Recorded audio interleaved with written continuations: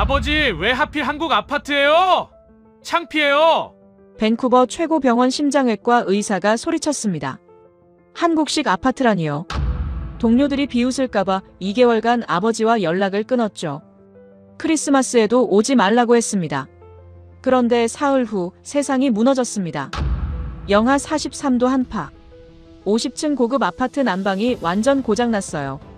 집안이 3도까지 떨어졌습니다. 절박하게 아버지께 전화했습니다. 재워주실 수 있나요? 그날 밤 온돌방에 발을 딛는 순간 충격을 받았습니다. 24도의 따뜻함. 3개월 후 그는 의학학회 단상에 섰습니다. 제가 틀렸습니다. 5000년 한국 지혜가 현대 과학보다 앞서 있었습니다.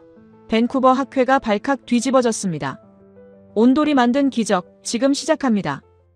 한국 최고라고 댓글을 남겨주세요. 여러분의 구독과 좋아요는 아주 큰 힘이 됩니다. 아버지한테서 전화가 왔을 때 저는 병원 의사 라운지에서 커피를 마시고 있었어요. 동료 의사 3명이 옆에 앉아 있었죠. 아버지 목소리가 수화기 너머로 들렸습니다. 아들아, 아빠가 새 아파트 샀다. 한국 건설사가 지은 거야. 온돌이 깔려 있어. 저는 커피를 거의 쏟을 뻔했어요. 주변을 둘러봤습니다. 다행히 동료들은 자기들끼리 이야기하느라 제 통화를 못 들은 것 같았죠. 잠깐만요, 아버지. 밖에서 다시 전화드릴게요. 저는 급하게 라운지를 나왔습니다. 복도 끝으로 걸어가서 작은 목소리로 물었어요. 아버지, 지금 뭐라고 하신 거예요? 아버지는 신이 나신 목소리로 반복하셨습니다. 한국 아파트 샀다니까. 밴쿠버 북부에 한국 건설사가 새로 지은 거야. 온돌방이라고. 바닥이 따뜻한 거 있잖아. 저는 한숨이 나왔어요. 아버지, 왜 하필 한국 아파트예요? 제가 캐나다 고급 아파트 구해드린다고 했잖아요. 아버지 목소리가 조금 낮아졌습니다. 아들아, 나는 한국 사람이야. 한국식으로 살고 싶어. 내가 어렸을 때 할머니 댁 온돌방 기억나지? 그때 내가 얼마나 좋아했는데. 기억나긴 했어요. 하지만 그건 30년 전 이야기였죠. 저는 이제 캐나다 사람이었습니다. 제 이름은 데이비드리예요. 한국 이름은 이민준이지만 캐나다에서 태어나서 자랐습니다. 39살이고 밴쿠버 종합병원 심장외과 의사로 일하고 있어요. 의대를 수석으로 졸업했고 레지던트 시절에도 최우 수상을 받았죠. 제 아내 사라는 캐나다인이에요. 백인이고 변호사로 일합니다. 우리 아들 제이스는 7살인데 금발에 파란 눈을 가졌어요. 저를 반만 닮았죠. 우리는 밴쿠버 다운타운에서 가장 비싼 고급 아파트 50층에 살아요. 창문 밖으로 바다가 보이고 헬스장과 수영장이 건물 안에 있습니다. 제 동료 의사들 대부분이 비슷한 동네에 살죠. 아버지는 다른 세상에 사세요. 밴쿠버 북부 한인타운 근처에서 혼자 사셨는데 이번에 새 아파트를 사신 거예요. 그것도 한국 건설사가 지은 아파트를요. 전화를 끊지 못하고 제가 물었습니다. 아버지, 그 아파트가 얼마나 좋길래 그걸 사신 거예요? 아버지가 설명하기 시작하셨어요. 아들아, 온돌이 얼마나 좋은지 몰라. 바닥이 따뜻해서 슬리퍼도 필요 없어. 겨울에 양말도 안 신고 다닐 수 있다니까. 우리 어렸을 때 할머니가 아궁이에 불 지피면 방바닥이 뜨끈해졌잖아. 그게 지금은 보일러로 되는 거야. 첨단 기술이래. 저는 눈을 감았어요. 아버지는 계속 말씀하셨습니다. 그리고 습도도 좋아.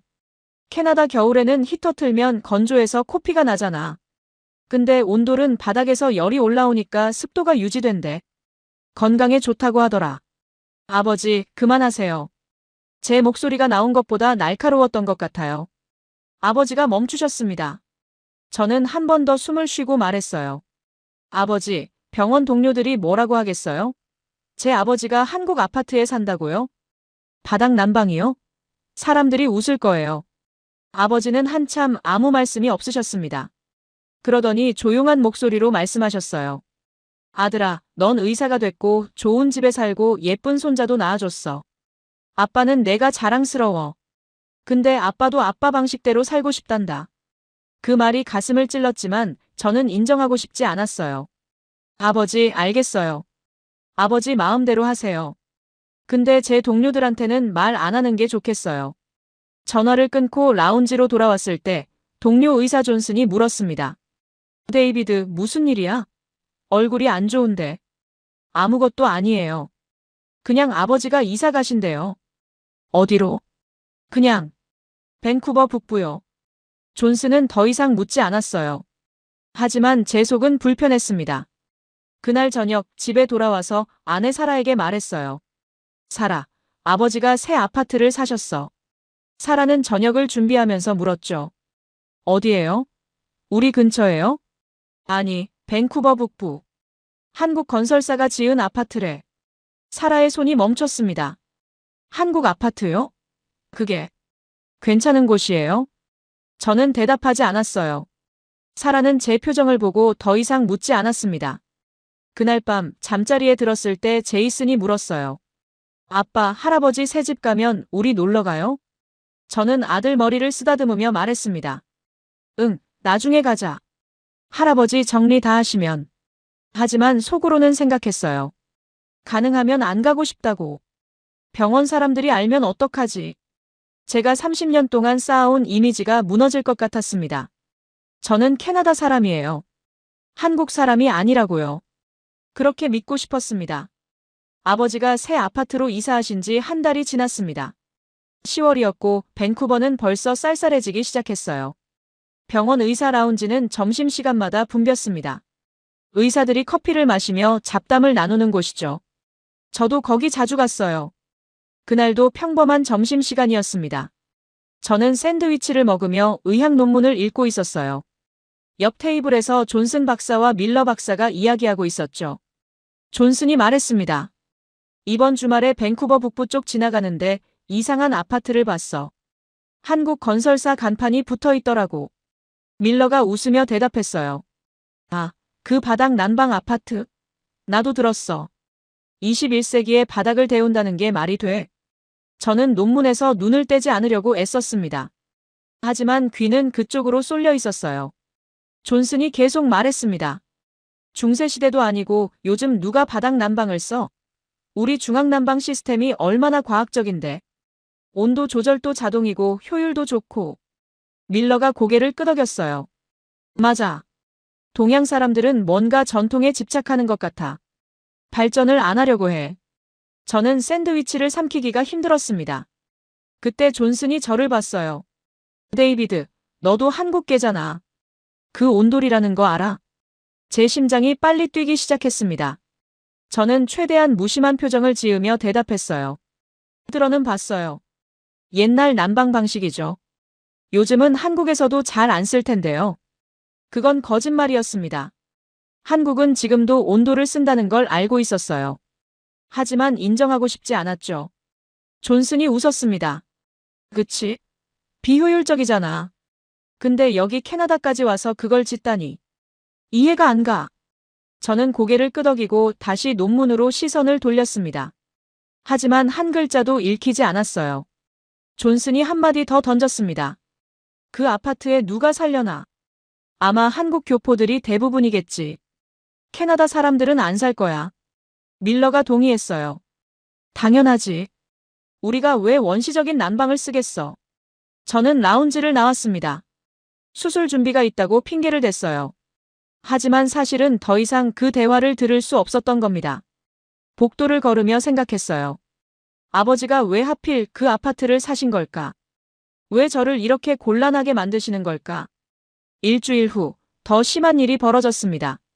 우리 아파트 50층에는 전체 입주민이 8가구밖에 없어요. 모두 의사나 변호사, 사업가들이죠. 한 달에 한 번씩 옥상 라운지에서 모임을 갖습니다.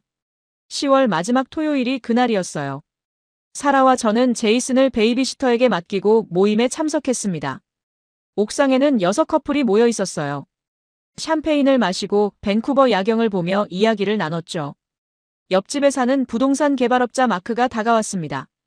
데이비드, 요즘 어때? 병원은 바쁘지? 괜찮아요. 수술이 좀 많긴 한데 할만해요. 마크가 웃으며 말했어요. 그나저나 내 아버지 얘기 들었어. 밴쿠버 북부로 이사 가셨다며? 제 미소가 굳어졌습니다. 네, 그러셨어요. 마크 안에 제니퍼가 끼어들었습니다. 한국 건설사 아파트래요. 바닥 난방이라던데 신기하네요. 주변 사람들이 이쪽을 쳐다보기 시작했어요. 다른 이웃 로버트가 샴페인을 홀짝이며 말했습니다. 나도 그 아파트 봤어. 광고가 붙어 있더라고. 온돌이라고. 솔직히 말하면 좀 구식 아닌가? 저는 웃으려고 애썼어요. 제 아버지는 좀 전통적이세요. 제니퍼가 고개를 가웃거렸습니다. 근데 효율이 좋아요? 전기세가 많이 나올 것 같은데. 저는 대답을 못했어요. 사실 잘 몰랐거든요. 마크가 어깨를 두드리며 말했습니다. 뭐, 부모님 세대는 자기가 편한 게 최고지. 우리야 이해 못하지만. 사람들이 웃었습니다. 저도 따라 웃었어요. 하지만 얼굴이 화끈거렸습니다. 로버트가 한마디 더 보탰죠. 그래도 데이비드 너는 여기 사니까 괜찮아. 내 아버지가 어디 사든 상관없잖아. 네, 맞아요. 저는 관계없어요. 그 말을 하면서 제 자신이 싫어졌습니다. 집으로 돌아오는 엘리베이터 안에서 사라가 말했어요. 당신 아버지 좀 설득해봐요. 우리 체면이 있잖아요. 저는 사라를 쳐다봤습니다. 사라는 평소에 착한 사람이에요. 하지만 그날 밤 그녀 얼굴에는 걱정이 가득했죠. 사람들이 우리를 어떻게 볼까봐 걱정돼요. 당신 아버지가 이상한 아파트에 산다고 생각할 거예요. 저는 대답하지 않았습니다. 엘리베이터 문이 열렸고 우리는 각자 방으로 들어갔어요. 그날 밤 잠이 안 왔습니다. 천장을 보며 생각했어요. 제가 아버지한테 전화를 걸어서 말해야 할까요? 아버지, 그 아파트 팔고 다른 데로 이사 가세요. 저한테 창피해요. 하지만 전화기를 들지 못했습니다. 다음 날 아침 제이슨이 물었어요. 아빠, 할아버지 집에 언제 가요? 할아버지가 새 집 구경 오라고 했잖아요. 저는 시리얼을 먹이며 대답했습니다. 아빠가 바빠서 못 가. 나중에 가자. 제이슨이 실망한 표정을 지었어요. 할아버지 목소리 듣고 싶어요.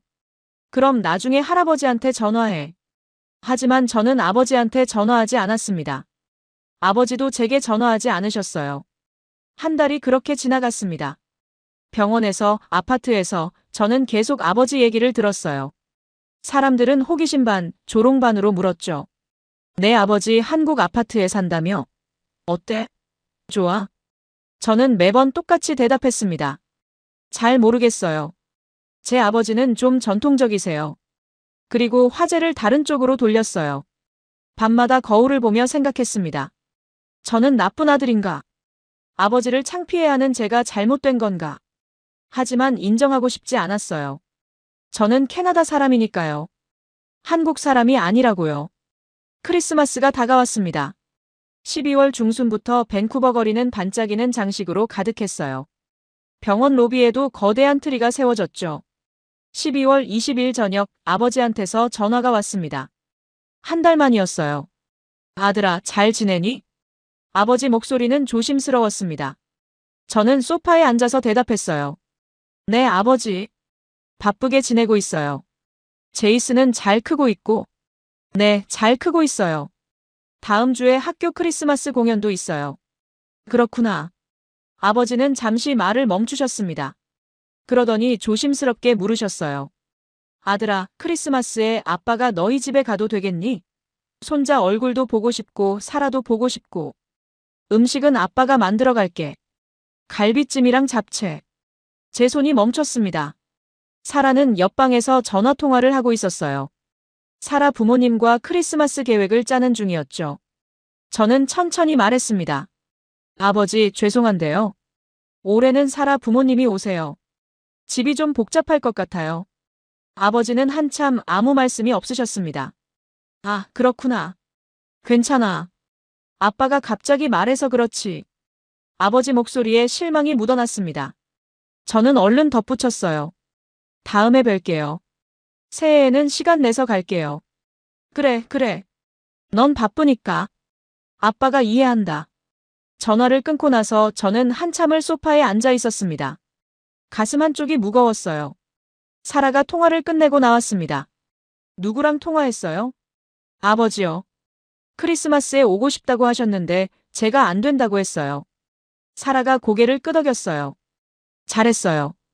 우리 부모님도 오시는데 동시에 양쪽 부모님 모시기는 힘들잖아요. 저는 대답하지 않았습니다. 크리스마스 이브가 되었습니다. 12월 24일이었죠. 우리 집 거실은 선물 상자로 가득했어요. 제이슨이 받을 선물, 사라 부모님께 드릴 선물, 서로 주고받을 선물들이었습니다. 저녁 6시쯤 사라 부모님이 도착하셨어요. 존과 캐서린, 둘 다 변호사 출신이고 은퇴하셨죠. 우아하고 세련된 분들이었습니다. 식사는 완벽했어요. 사라가 준비한 로스트 터키, 으깬 감자, 크랜베리 소스.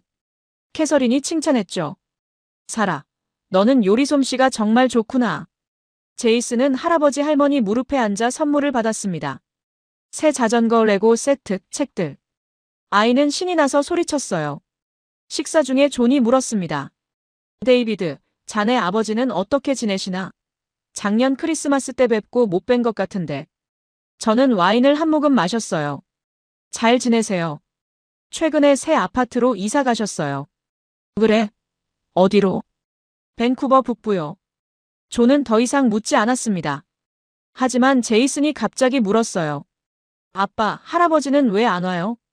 식탁이 조용해졌습니다. 사라가 저를 쳐다봤어요. 저는 제이슨 머리를 쓰다듬으며 말했습니다. 할아버지는 바쁘시대. 왜요? 할아버지도 보고 싶은데. 할아버지는 새 집으로 이사 가셔서 정리하실 게 많아. 나중에 보자.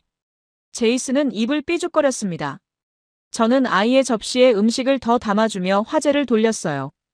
그날 밤 제이슨을 재우고 나서 사라가 물었습니다. 아버님한테 전화라도 해드려요. 크리스마스인데. 저는 고개를 저었어요. 늦었어요. 아버지 주무시고 계실 거예요.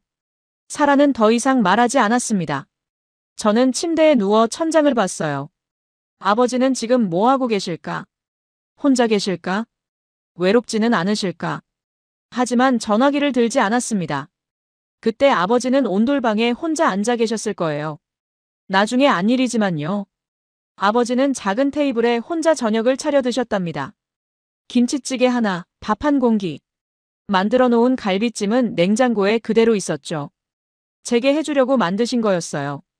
아버지는 식사를 하시다가 휴대폰을 꺼내셨습니다. 제이슨 사진을 보셨죠? 작년 크리스마스에 함께 찍은 사진이었어요. 제이슨이 아버지 무릎에 앉아서 웃고 있는 사진. 아버지는 그 사진을 한참 보셨답니다. 그리고 눈물을 흘리셨어요.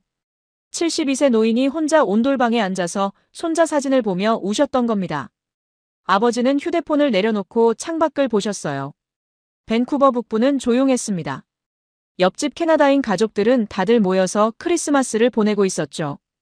웃음소리와 캐럴 소리가 들렸어요. 아버지는 혼자였습니다. 아버지가 한국에서 캐나다로 이민 온 게 40년 전이었어요. 저를 위해서였죠. 더 나은 교육, 더 나은 미래를 주려고 모든 걸 포기하고 오신 겁니다. 한국에서는 중학교 교사셨어요. 하지만 캐나다에서는 자격증이 인정되지 않았죠. 아버지는 식당에서 설거지를 하시고 공장에서 일하시며 저를 키우셨습니다. 제가 의대에 합격했을 때 아버지가 우셨어요. 아들아, 아빠가 이민 온 보람이 있구나. 그런 아버지를 저는 창피해했습니다. 크리스마스 다음 날 아침 제이슨이 선물을 뜯으며 물었어요. 아빠, 할아버지한테 전화할 수 있어요? 저는 커피를 마시며 대답했습니다. 조금 이따가 하자. 지금은 할아버지 주무시고 계실 거야. 하지만 전화하지 않았어요. 아버지도 제게 전화하지 않으셨습니다. 우리는 서로에게서 멀어지고 있었습니다. 크리스마스가 지나고 다음 날 아침이었습니다. 12월 26일이죠. 저는 평소보다 늦게 일어났어요. 병원이 휴일이라 여유가 있었거든요. 침실 창문을 열었는데 깜짝 놀랐습니다. 바깥이 하였어요. 눈이 아니라 안개였죠. 아니, 안개보다 더 이상한 거였습니다. 공기가 마치 얼어붙은 것처럼 뿌옇게 보였어요. 사라가 뒤에서 말했습니다. 저것 봐요. 뉴스에서 한파 온다고 했잖아요. 저는 휴대폰으로 날씨를 확인했어요. 화면에 빨간 경고가 떠 있었습니다. 극한 한파 경보. 현재 기온 영하 43도. 밴쿠버 120년 기상 관측 이래 최저 기온. 외출 자제 바랍니다. 노약자와 어린이는 특히 주의하십시오. 영하 43도라니. 밴쿠버에서 이런 추위는 처음이었어요. 거실로 나가니 제이슨이 창문에 코를 붙이고 밖을 보고 있었습니다. 아빠, 저기 봐요. 차들이 안 움직여요. 정말 그랬어요. 주차장에 있는 차들이 시동이 안 걸리는 것 같았죠.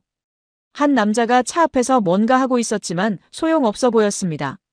사라가 커피를 마시며 말했어요. 오늘은 집에만 있어야겠네요. 다행히 우리 난방은 잘 되고 있으니까. 그 말을 한 지 30분도 안 돼서였습니다. 갑자기 쿵 하는 소리가 들렸어요. 건물 어딘가에서 났죠. 그리고 난방에서 나오던 웅웅거리는 소리가 멈췄습니다. 저는 벽에 손을 댔어요. 난방 파이프가 따뜻하지 않았습니다. 이상한데. 사라도 알아챘습니다. 난방이 꺼진 것 같은데요. 현관벨이 울렸어요. 문을 열자 건물 관리인이 서 있었습니다. 얼굴이 창백했어요. 미스터리, 긴급 공지입니다. 건물 중앙난방 시스템에 문제가 생겼습니다. 지금 확인 중이니 조금만 기다려 주십시오. 얼마나 걸릴까요? 최대한 빨리 고치겠습니다. 관리인은 다른 집으로 갔고 저는 문을 닫았습니다. 사라가 불안한 표정으로 물었어요. 괜찮을까요? 금방 고칠 거예요. 이런 건물인데. 하지만 제 목소리는 확신이 없었습니다. 1시간이 지났습니다. 실내 온도가 내려가는 게 느껴졌어요. 평소에는 22도를 유지했는데 온도계를 보니 18도였습니다. 제이슨이 스웨터를 입으며 말했어요. 아빠, 추워요. 저는 아들에게 담요를 가져다 줬습니다. 괜찮아. 금방 고쳐질 거야. 정오가 되자 건물 전체 방송이 나왔습니다. 스피커에서 관리소장 목소리가 들렸어요. 입주민 여러분께 알려드립니다. 중앙난방 보일러실에서 심각한 고장이 발생했습니다. 한파로 인해 배관 일부가 파열됐고 메인 보일러가 작동을 멈췄습니다. 현재 수리업체를 불렀으나 이 한파로 인해 출동이 지연되고 있습니다. 최대한 빨리 복구하도록 하겠습니다. 방송이 끝나고 사라가 말했습니다. 이거 큰일인데요. 저는 온도계를 다시 봤어요. 15도. 3시간 만에 7도가 떨어진 겁니다. 오후 3시쯤 관리인이 다시 왔습니다. 이번엔 표정이 더 안 좋았어요. 미스터리, 솔직히 말씀드리겠습니다. 보일러 메인 부품이 완전히 파손됐습니다. 교체가 필요한데 이 부품은 미국 시애틀에서 공수해야 합니다. 얼마나 걸립니까? 한파 때문에 도로 상황이 안 좋습니다. 빨라도 일주일, 길면 10일 걸릴 것 같습니다. 10일이요? 제 목소리가 높아졌어요.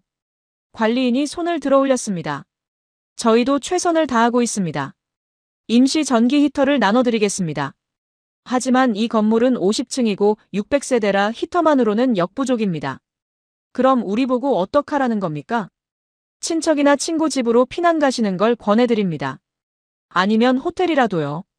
관리인이 가고 사라가 말했습니다. 호텔 알아볼까요? 저는 휴대폰으로 호텔을 검색했어요. 밴쿠버 시내 모든 호텔에 전화를 걸었습니다. 대답은 똑같았죠. 죄송합니다. 한파 때문에 모든 객실이 만실입니다.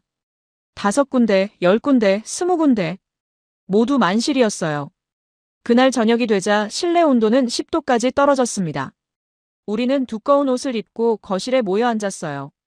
제이슨은 담요 3장을 뒤집어 쓰고 있었죠. 복도에서 소음이 들렸습니다. 이웃들이 짐을 싸서 나가는 소리였어요. 친척 집이나 친구 집으로 가는 거겠죠. 사라가 물었어요. 우리도 어디 갈 데 없어요? 저는 고개를 저었습니다.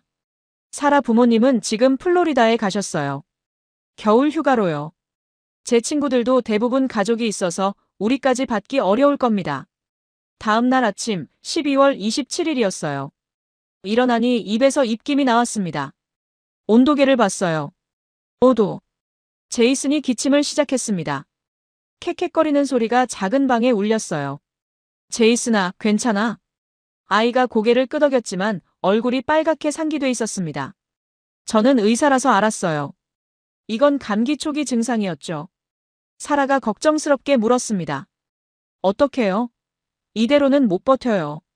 저는 창밖을 봤어요. 여전히 영하 43도였습니다.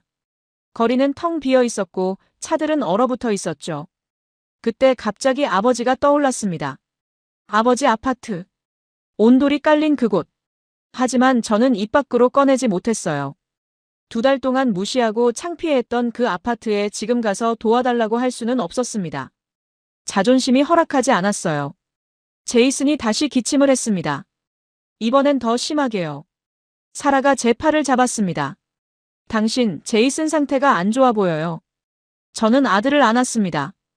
아이 몸이 차가웠어요. 그날 밤은 더 추웠습니다. 우리는 침실 하나에 모여서 잤어요. 침낭과 담요를 여러 겹 덮었지만 추위는 뼛속까지 파고들었습니다. 새벽 3시쯤 제이슨이 울기 시작했어요. 아빠, 너무 추워요. 집에 가고 싶어요. 여기가 우리 집이야. 하지만 제이슨은 계속 울었습니다. 7살 아이가 추위에 떨며 우는 모습을 보는 건 견딜 수 없었어요. 저는 사라를 봤습니다. 사라도 저를 봤죠. 그녀가 조용히 말했습니다. 아버님한테 전화해봐요. 12월 28일 아침이었습니다. 사흘째 난방 없이 지낸 날이죠. 제이슨이 침대에서 일어나지 못했어요. 얼굴이 새빨갰고 이마에서 열기가 느껴졌습니다. 저는 체온계를 가져왔어요. 제이슨 겨드랑이에 끼우고 기다렸죠. 삐 소리가 났습니다. 38.7도. 사라가 제 어깨 너머로 봤어요. 얼마예요? 38.7도. 열이 많이 올랐어요. 저는 의사지만 지금은 무기력했습니다. 해열제를 먹일 수는 있지만 근본적인 문제는 추위였어요. 이 상태로는 제이슨이 나을 수 없었죠. 제이슨이 기침을 했습니다. 캑캑거리는 소리가 더 심해졌어요. 아이 입술이 파랗게 질려 있었습니다. 엄마, 목이 아파요. 사라가 아들을 안으며 눈물을 글썽였어요. 괜찮아, 제이슨. 엄마가 따뜻한 물 가져올게. 하지만 따뜻한 물도 금방 식었습니다. 실내 온도가 3도밖에 안 됐거든요. 저는 창밖을 봤어요. 여전히 영하 43도였습니다. 뉴스에서는 한파가 일주일은 더 갈 거라고 했죠. 복도에서 구급차 사이렌 소리가 들렸습니다. 옆층 노인이 저체온증으로 쓰러졌다는 소문이 돌았어요. 정오쯤 제이슨 열이 39도를 넘었습니다. 사라가 울먹이며 말했어요. 병원에 데려가야 하는 거 아니에요? 저는 고개를 저었습니다. 병원도 지금 한파 환자로 포화 상태예요. 게다가 이 추위에 아이를 데리고 나갈 수도 없어요. 차도 시동이 안 걸려요. 그럼 어떡해요? 저는 대답하지 못했습니다. 오후가 되자 제이슨이 헛소리를 하기 시작했어요. 아빠, 할아버지 어디 갔어요? 할아버지 집 따뜻했는데. 제 가슴이 철렁했습니다. 제이슨이 계속 중얼거렸어요. 할아버지 바닥 따뜻했어. 할아버지 집 가고 싶어. 그 말을 들으니 3년 전 일이 떠올랐습니다. 제이슨이 4살 때였어요. 크리스마스에 아버지 집에 갔었죠. 그때 아버지는 한인타운 작은 아파트에 사셨어요. 온돌이 깔려 있었습니다. 제이슨이 신발을 벗고 바닥을 밟더니 깔깔 웃었어요. 할아버지, 바닥이 따뜻해요. 아버지가 손자를 안아 올리며 웃으셨죠. 그래, 이게 한국 온돌이란다. 할아버지가 어렸을 때도 이렇게 따뜻한 방에서 잤어. 제이슨은 그날 하루 종일 맨발로 할아버지 집을 돌아다녔어요. 바닥에 배를 깔고 그림을 그리고 바닥에 누워서 텔레비전을 봤죠. 집에 돌아오는 차 안에서 제이슨이 말했었어요. 아빠, 할아버지 집이 좋아요. 바닥이 따뜻해서. 그게 마지막이었습니다. 그 후로 아버지 집에 간 적이 없었어요. 저녁이 되자 사라가 제 손을 잡았습니다. 그녀 손이 얼음장처럼 차갑게 느껴졌어요. 당신, 솔직히 말해요. 제이슨 괜찮을까요? 저는 의사로서 알고 있었습니다. 이 상태가 계속되면 제이슨은 폐렴으로 갈 수 있다는 걸요. 7살 아이가 3도 실내에서 고열에 시달리면 위험했죠. 사라가 눈물을 흘렸어요. 제발 다른 방법을 찾아봐요. 호텔도 친구 집도 안 되면 아버님한테라도 전화해봐요. 아버지한테요? 네. 아버님, 아파트가 따뜻하다고 하셨잖아요. 그 온돌이요. 저는 입술을 깨물었습니다. 2달 동안 아버지를 무시했어요. 한국 아파트에 산다고 창피해했죠. 동료들 앞에서 아버지를 부정했고 크리스마스에도 오지 말라고 했습니다. 그런 제가 지금 가서 도와달라고 할 수 있을까요? 하지만 제이슨이 다시 기침을 했습니다. 아이 얼굴이 너무 빨갰어요. 사라가 제 팔을 잡았습니다. 자존심 버려요. 제이슨이 중요해요. 그 말이 제 마지막 방어선을 무너뜨렸습니다. 저는 떨리는 손으로 휴대폰을 꺼냈어요. 아버지 전화번호를 찾았습니다. 2달 동안 한 번도 누르지 않았던 번호였죠. 손가락이 화면 위에서 멈췄습니다. 사라가 조용히 말했어요. 괜찮아요. 아버님은 이해하실 거예요. 저는 눈을 감았습니다. 그리고 통화 버튼을 눌렀어요. 신호음이 울렸습니다. 한 번, 두 번, 세 번. 아버지가 받으셨습니다. 여보세요? 목소리가 놀란 것 같았어요. 2달 만에 처음 걸려온 전화니까요. 저는 입이 마르는 걸 느꼈습니다. 아버지. 저예요. 아들아. 무슨 일이니? 아버지 목소리에는 걱정이 묻어났습니다. 화가 아니라 걱정이었어요. 저는 한참을 말을 못했습니다. 그러다가 겨우 입을 열었어요. 아버지, 제이슨이 아파요. 우리 아파트 난방이 고장났어요. 지금 3도밖에 안 돼요. 제이슨 열이 39도예요. 뭐? 아버지 목소리가 높아졌습니다. 저는 계속 말했어요. 호텔도 다 만실이고 갈 데가 없어요. 아버지, 우리 좀 재워주실 수 있나요? 말을 끝내기도 전에 아버지가 대답하셨습니다. 당장 와. 주소 보낼게. 조심히 와. 전화를 끊고 저는 한참을 서 있었습니다. 사라가 어깨에 손을 올렸어요. 잘했어요. 하지만 저는 잘한 게 아니라 너무 늦었다는 생각이 들었습니다. 30분 후, 우리는 짐을 쌌어요. 옷 몇 벌, 제이슨 약, 필수품들이었죠. 제이슨을 담요로 꽁꽁 싸서 안았습니다. 아이가 중얼거렸어요. 할아버지 집 가요? 응, 할아버지 집 간다. 아이가 미소를 지었습니다. 좋아요. 차에 시동을 거는데 10분이 걸렸어요. 엔진이 얼어붙어서 계속 시동이 꺼졌죠. 마침내 시동이 걸렸고 우리는 밴쿠버 북부를 향해 출발했습니다. 히터를 최대로 틀었지만 차 안도 추웠어요. 30분을 달렸습니다. 도로는 텅 비어 있었고 가로등만 밝게 빛나고 있었죠. 아버지 아파트 단지가 보였습니다. 한국 건설사 간판이 붙어 있었어요. 주차장에 차를 세우고 내렸습니다. 영하 43도 바람이 얼굴을 때렸어요. 제이슨을 안고 건물로 뛰어갔습니다. 사라가 뒤따라왔죠. 엘리베이터를 타고 5층으로 올라갔어요. 복도를 따라 걸었습니다. 505호. 아버지 집이었어요. 초인종을 누르기도 전에 문이 열렸습니다. 아버지가 서 계셨어요. 아버지가 문을 활짝 여셨습니다. 들어와, 빨리. 아버지는 반팔 티셔츠를 입고 계셨어요. 맨발이었죠. 영하 43도 밖인데 말입니다. 저는 제이슨을 안고 안으로 들어갔습니다. 그 순간 느꼈어요. 따뜻함을. 현관에서부터 온기가 느껴졌습니다. 사라가 뒤따라 들어오며 깜짝 놀란 표정을 지었어요. 어머, 따뜻해요. 아버지가 재빨리 문을 닫으셨습니다. 얼른 신발 벗고 들어와. 바닥이 따뜻하니까. 저는 신발을 벗었어요. 양말 신은 발이 바닥에 닿는 순간 충격을 받았습니다. 따뜻했어요. 아니, 따뜻한 정도가 아니라 마치 누군가 따뜻한 손으로 발바닥을 감싸주는 느낌이었죠. 사라도 신발을 벗었습니다. 그녀가 작은 비명을 질렀어요. 세상에, 바닥이 이렇게 따뜻해요? 아버지가 제이슨을 보셨습니다. 손자 이마를 짚어보시더니 얼굴이 굳어졌어요. 열이 많이 올랐구나. 얼른 안으로 들어가자. 거실로 안내하셨습니다. 거실 바닥도 똑같이 따뜻했어요. 벽에 걸린 온도계를 봤습니다. 24도. 저는 깜짝 놀랐어요. 우리 집은 3도인데 여기는 24도였습니다. 아버지가 소파를 가리키셨습니다. 제이슨을 소파에 눕혀. 담요 가져올게. 아니에요, 아버지. 바닥에 눕히고 싶어요. 바닥에? 네. 바닥이 더 따뜻할 것 같아요. 아버지가 고개를 끄덕이셨습니다. 그래, 그게 낫겠다. 온돌은 바닥이 가장 따뜻하거든. 저는 제이슨을 바닥에 눕혔습니다. 담요를 벗기고 얇은 옷만 입힌 채로요.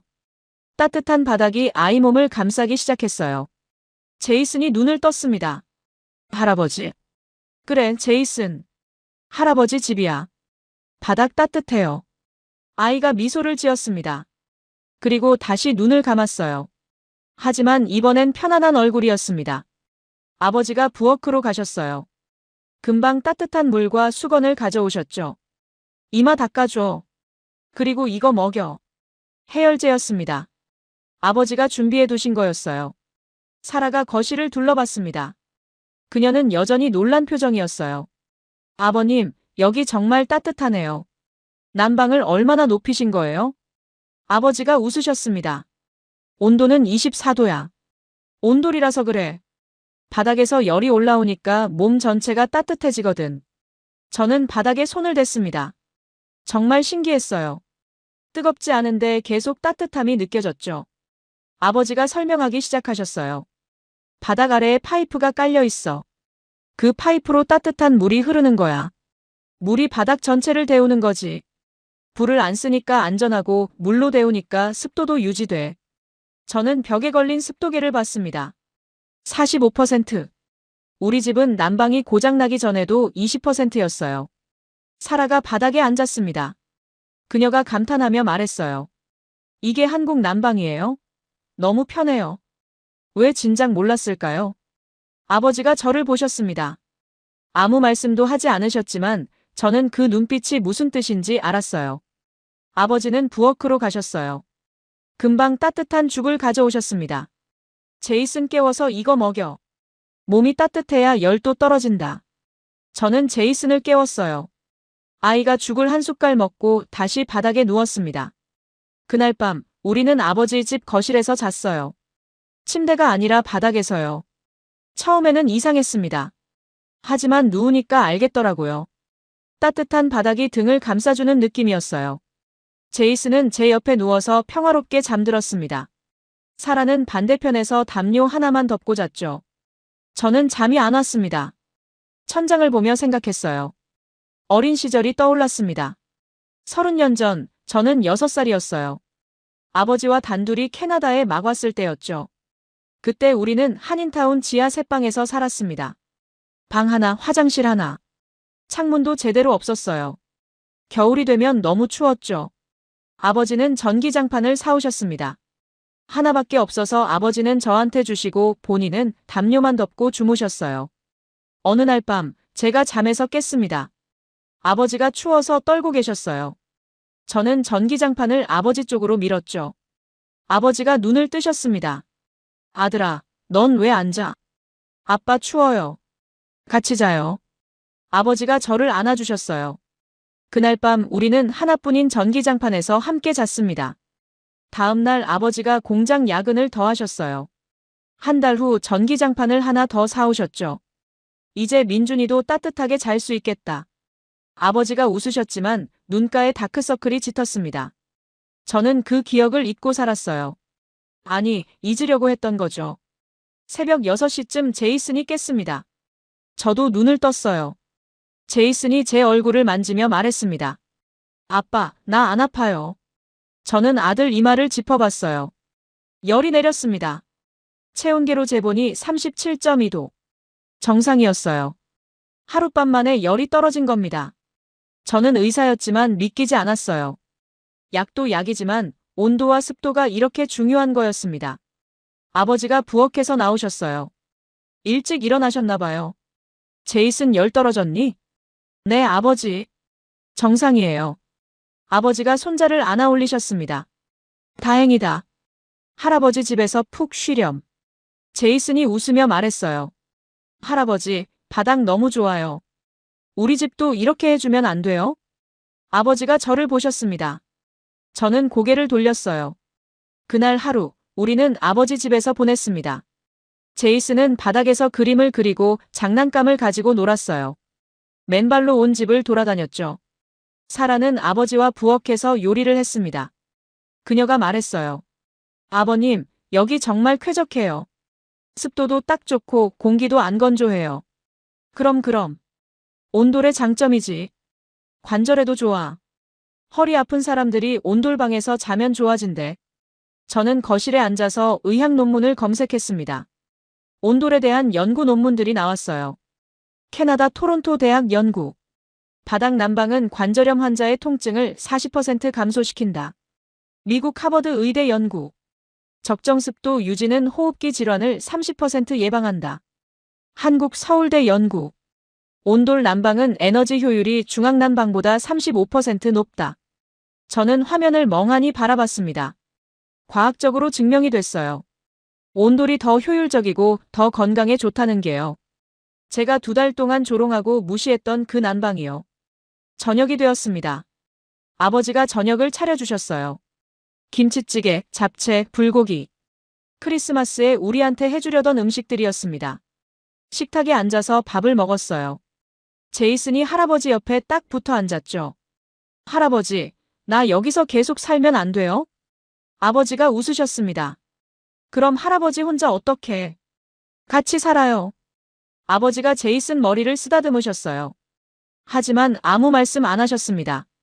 12월 31일 아침이 되었습니다.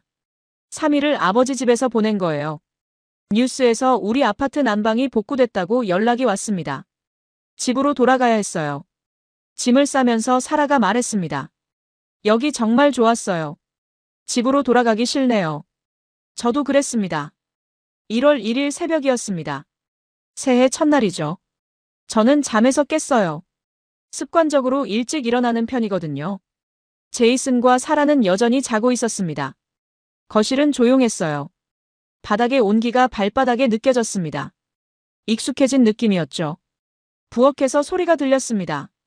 도마에 칼질하는 소리, 물 끓는 소리. 저는 조용히 부엌으로 갔어요. 아버지가 계셨습니다. 맨발로 서서 음식을 준비하고 계셨어요. 파를 썰고 국물을 끓이고 뭔가를 묻히고 계셨죠. 아버지 등이 보였습니다. 조금 굽어 있었어요. 72세니까 당연하겠죠. 하지만 제 기억 속 아버지는 늘 곧게 서 계셨는데 아버지가 허밍을 하셨어요. 옛날 한국 가요였습니다. 아버지가 제가 어렸을 때 자주 불러주시던 노래였어요. 갑자기 기억이 쏟아졌습니다. 30년 전 저는 7살이었어요. 캐나다에 온 지 1년 된 때였죠. 크리스마스 방학에 아버지가 저를 데리고 한국에 갔었어요. 할머니를 뵈러요. 할머니는 시골 한옥에 사셨습니다. 온돌방이었죠. 처음 도착했을 때가 겨울이었어요. 눈이 쌓여 있었고 밖은 무척 추웠습니다. 하지만 할머니 방에 들어가니 따뜻했어요. 민준아, 신발 벗고 들어와. 바닥이 따뜻하단다. 할머니가 웃으시며 말씀하셨죠. 저는 신발을 벗고 방에 들어갔어요. 발바닥이 따뜻해서 깜짝 놀랐습니다. 할머니가 설명해 주셨어요. 이게 온돌이야. 우리 조상들이 수천 년 동안 써온 난방이란다. 불을 떼면 그 열기가 바닥을 데우는 거지. 저는 신기해서 하루 종일 맨발로 다녔어요. 바닥에 누워서 놀고 바닥에 앉아서 밥을 먹었죠. 새벽에 할머니가 부엌에서 아침을 준비하셨어요. 맨발로 서서 된장찌개를 끓이고 김치를 무치고 밥을 지으셨죠. 제가 일어나서 부엌으로 갔을 때 할머니가 웃으셨습니다. 민준이 벌써 일어났네. 할머니랑 밥 먹을래? 그 기억이 지금 이 순간과 겹쳤어요. 아버지가 맨발로 부엌에 서서 음식을 준비하는 모습. 할머니와 똑같았습니다. 제 눈에서 눈물이 흘렀어요. 저는 그걸 다 잊고 살았습니다. 아니, 지우려고 했던 거죠. 한국인으로 사는 게 창피했으니까요. 하지만 지금 깨달았어요. 제가 버린 게 뭔지요. 가족이었습니다. 뿌리였어요. 그리고 사랑이었죠. 아버지가 제 기척을 느끼고 돌아보셨습니다. 민준아. 벌써 일어났니? 민준. 아버지가 제 한국 이름을 부르신 건 10년 만이었어요. 저는 늘 데이비드라고 불러달라고 했었거든요. 네, 아버지. 저는 부엌으로 들어갔습니다. 아버지 앞에 섰어요. 아버지, 말씀드릴 게 있어요.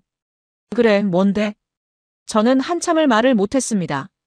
그러다가 천천히 무릎을 꿇었어요. 아버지가 깜짝 놀라셨습니다. 아니, 너 뭐 하는 거야? 아버지, 죄송합니다. 제 목소리가 떨렸어요. 제가 틀렸습니다. 2달 동안 아버지를 무시했어요. 한국 아파트에 산다고 창피해했어요. 동료들 앞에서 아버지를 부정했고 크리스마스에도 오지 말라고 했죠. 민준아, 일어나. 저는 계속 말했습니다. 제가 버린 게 뭔지 이제 알겠어요. 제 뿌리였어요. 제 가족이었고요. 그리고 가장 중요한 건 아버지의 사랑이었습니다. 눈물이 멈추지 않았어요. 아버지는 40년 전 한국에서 모든 걸 버리고 캐나다에 오셨어요. 저 하나 때문에요. 교사 자격증도 소용없었고 영어도 서툴렀지만 식당에서 설거지하고 공장에서 일하시며 저를 키우셨어요. 저를 의사로 만드셨죠. 그런데 저는 뭘 했나요? 성공하고 나서 아버지를 창피해 했어요. 한국 사람인 아버지가 부끄러웠던 겁니다. 아버지, 정말 죄송합니다. 제가 나쁜 아들이었어요. 아버지가 제 팔을 잡으셨습니다. 힘껏 일으켜 세우셨어요. 그만해. 그만하라니까. 아버지 눈에도 눈물이 고여 있었습니다. 아버지가 제 어깨를 잡으셨어요. 민준아, 아빠는 화 안 났어. 한 번도 화 난 적 없어. 하지만 저는 아버지가 제 말을 끊으셨습니다. 넌 캐나다에서 태어나고 자랐어. 친구들도 다 캐나다 애들이고. 내가 캐나다 사람처럼 살고 싶은 거 아빠는 이해해. 그게 자연스러운 거야. 저는 고개를 저었어요. 아니에요. 그게 핑계가 될 수 없어요. 아버지가 제 얼굴을 들여다보셨습니다. 민준아, 아빠가 제일 바랐던 게 뭔지 알아? 내가 이 나라에서 성공하는 거였어. 차별받지 않고 당당하게 사는 거였지. 그래서 아빠는 내가 데이비드라고 불러달라고 할 때도 그냥 그렇게 불렀어. 내가 한국인인 거 숨기려고 할 때도 이해했어. 아버지, 아빠는 내가 행복하면 그걸로 됐어. 그 말에 제 마음이 무너졌습니다. 하지만 아버지 목소리가 조금 떨렸어요. 그래도 솔직히 말하면 가끔은 외로웠어. 아들이 아빠를 멀리하는 것 같아서. 손자 얼굴도 보고 싶었는데 볼 수 없어서. 제가 아버지를 껴안았습니다. 아버지도 저를 꼭 안아주셨어요. 우리는 한참을 그렇게 서 있었습니다. 아버지가 제 등을 두드리며 말씀하셨어요. 괜찮아. 이제 내가 돌아왔잖아.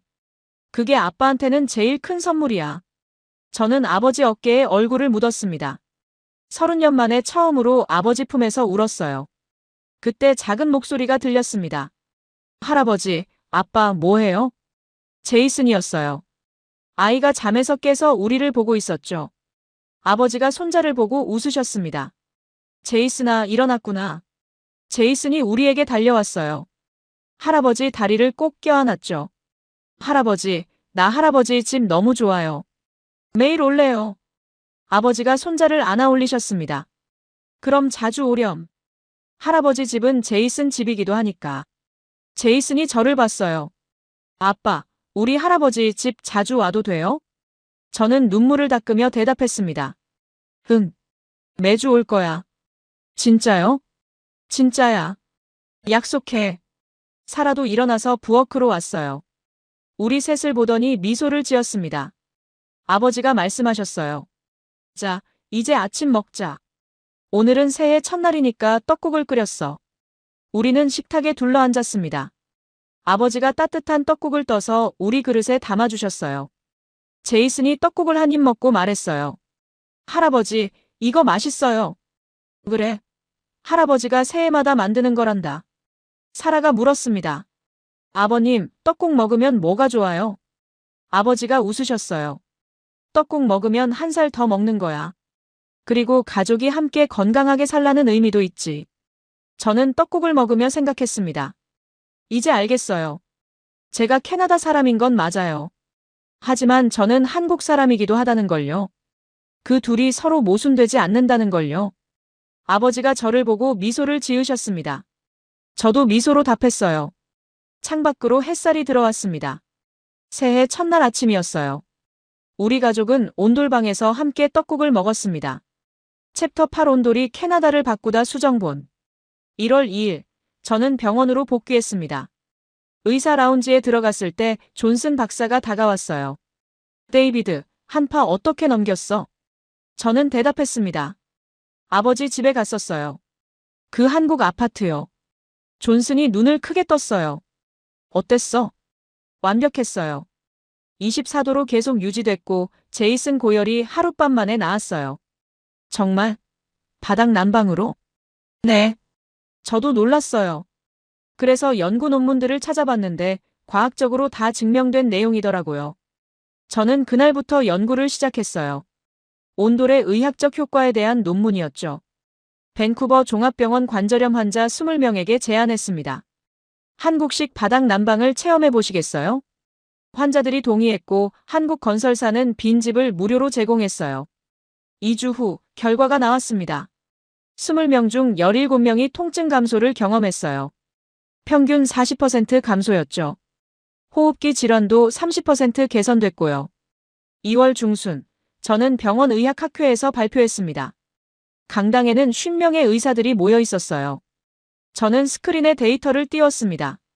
여러분, 오늘 제가 소개할 내용은 한국 전통 난방 방식인 온돌의 의학적 효과입니다. 강당이 웅성거렸습니다. 하지만 저는 계속했어요. 온돌은 열이 아래에서 위로 올라옵니다. 발은 따뜻하고 머리는 시원한 상태죠. 관절염 환자 통증이 40% 감소했고 습도 유지로 호흡기 질환도 예방됩니다. 에너지 효율은 중앙난방보다 35% 높고요. 존슨 박사가 물었습니다. 데이터가 확실한가?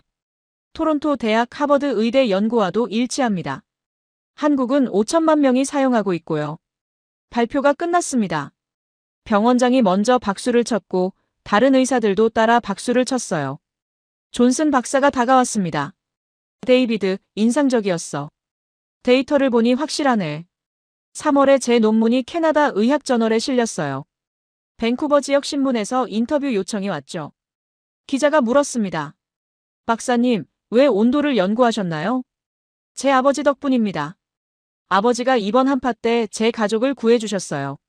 전통이 첨단 기술보다 앞설 수 있다는 걸 배웠죠.